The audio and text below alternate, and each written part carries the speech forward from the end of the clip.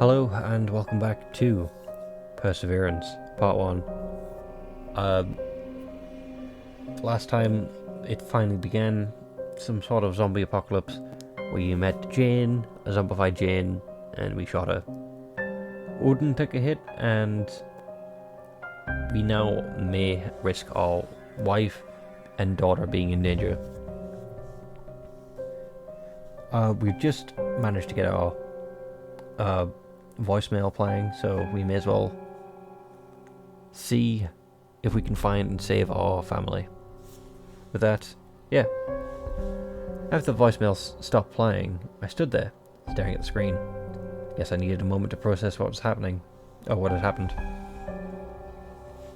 As soon as I snapped out of my stupor, I knew I had to go find Nat. Nat? What? My first instinct was to call her, but my phone had already had enough. The goddamn machine broke completely.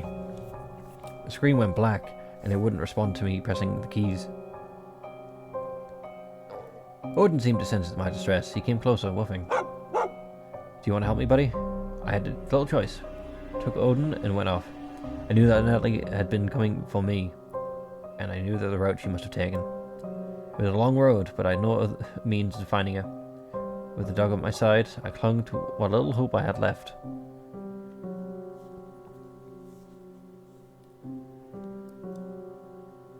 I scarcely remember getting into the car and setting off. Sweat trickled down my back the entire way. I wasn't speeding only because I was worried I might miss her. Eventually I found her roadster crashed beside the road.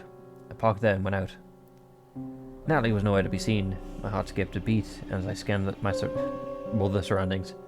My thoughts scrambled. I couldn't bear the thought of the last memory Natalie would have of me was that of an absent jerk. That our argument, I don't know why I said government, that our argument wouldn't be the last time we saw each other. I had to find her. I had to find her and make things right. But for all my determination and effort, Odin was the one who found her. He darted off to the road into the forest. I followed. I didn't think much. It was an instinct. I guess I trusted him. It didn't take long. We didn't even move far from the car before I saw her, stumbling between the trees.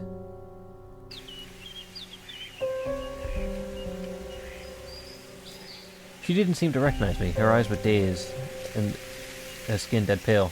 I didn't know what to do. She was wounded, and I could see it. A piece of her shirt was wrapped around her arm.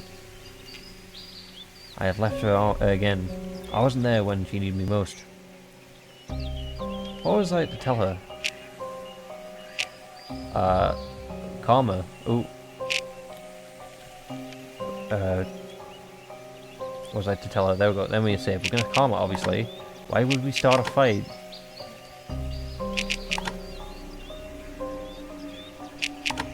Nat? Jack. Where are you, Jack? Natalie, I'm right here. It's going to be alright, I'm here. I curled her. She shook in my arms, but I calmed down a little. Jack, is that you? Yes, it's me, sweetie. I'm sorry, I'm so sorry I broke the car. Flipping out of the car, silly. Everything will be fine. I can see you shiver. At first I thought it was because of the car crash or her wound. Then the realization hit me. We're in the middle of the forest, the place where Natalie truly feared. Yet she still came here after me. After all I said and done. She was an angel of courage. What happened? In the hospital, you wouldn't believe me. Try me. They brought in a young woman with strange symptoms. Weak, yet explosive. She had a bite mark on her forearm. I thought she might have had an autodestructive impulse. She said she was hungry and she wouldn't touch any food. We put her on a drip. We didn't know how else to help her. One day later, Dr. Jacobs came to check up on her, and she snapped. She scratched at and bit him. Him and the nurse who tried to restrain her. She dashed out of the room and attacked several other patients. When security tried to shoot her, she jumped out of the window from the third story. Then she fled. I had no idea what happened to her. We took care of Dr. Jacobs and the patients, but things got weird. I felt queasy. I didn't like where it was going, but still I had to ask. Wait, how? They got terrible fever. We couldn't bring it down, and Sheriff declared it a manhunt. He mobilized officers. I think the military got involved too. They set up checkpoints. For some reason, it seems like they were trying to keep people in.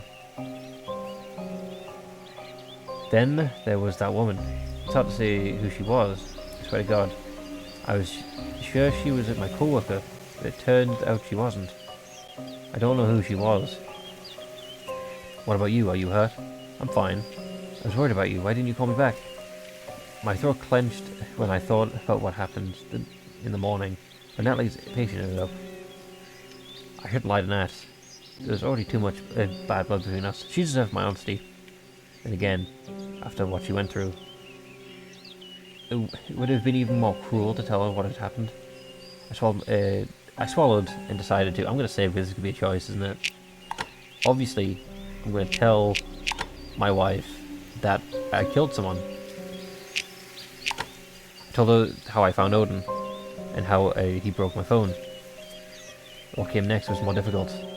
I had to tell Nat that what became of her patient, how I found her, and that she was far too gone to save her. That I had to shoot her in self-defense. Natalie had been pale before. She now was sickly. I didn't know if it was because of what Jane had turned into, or because of what I had done. At any rate, it wasn't the worst of it. Natalie interrupted me only once. God, I didn't think. How could that happen? I had no idea. It was as if she turned into an animal. But she was human, Jack, only just hours ago. I know, Nat, but listen. I didn't have a choice. I had to defend myself. Understand? She attacked me, Nat. No other way around it. Remember that. The worst part was what happened later. I had to confess to killing that woman. As if she was a morbid animal, I didn't try to sugar it. Yes, I had thought of it as mercy, but it was still a kill. I would never forget the look in Natalie's eyes.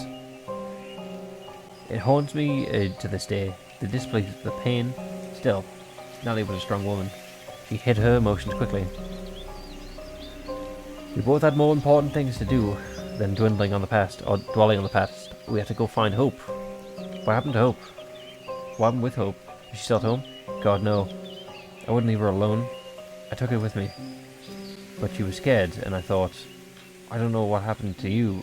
I was worried what we might find. So I dropped her at Bob's. He promised to take care of her, and I trust him. I was supposed to meet outside town. Okay, fair enough. I can trust Bob. Well, shoot me. For the moment back then, I felt relief. I thought that regardless of what happened to me and Nat, at least I thought I was safe. Yeah, I trust Bob with Hope. I didn't know anything. Really? Bob? What happened to you? What the hell happened here? Well, that's already the end of chapter 1. That is shorter than I thought it would have been. Cool. Is there anything else? There's not anything else.